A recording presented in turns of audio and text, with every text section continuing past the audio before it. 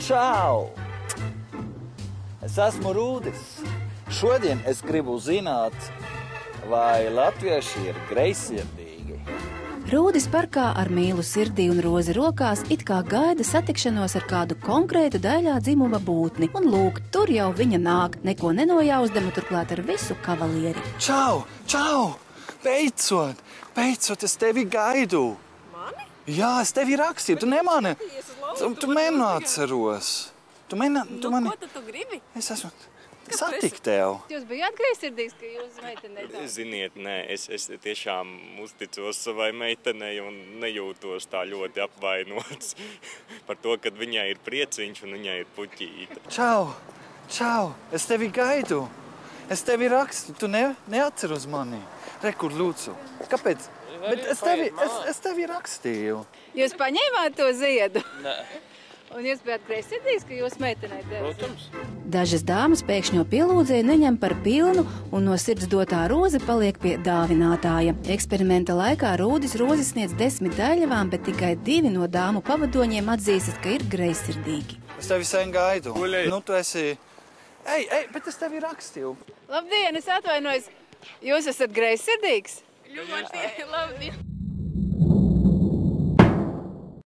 Atvaino.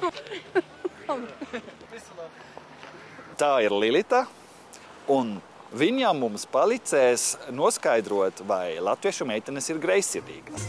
Lilitas uzdevums – sagaidīt kādu laimīgu pārīti, neizsakāmā priekā krist vīrietim ap kaklu un dot puču. Dīvaini, bet negaidīto jaunās meitenes sajūsmas izpausmi vīrieši uzņem daudz atskabargaināk nekā viņu pavadonis.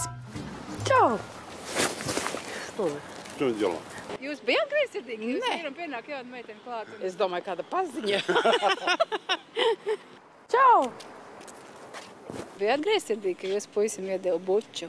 Iedevu buču, es to nepamanīju. Es nošakājos vienkārši. Es sapratu uzreiz, ka viņš viņu nepazīst, principā. Nu, jā. Jūs esat greizsirdīgi? Ja, ļoti, ļoti, ļoti. O, čau! Tu man neatceries? Nē. Tiešām nezinu? Nē, nepazīst. Jūs bijāt greizsirdīgi, ka jūs pienāk? Nē? Nemaz. Kāpēc? Kāpēc ir greizsirdīga? Es uzticos viņam. Čau!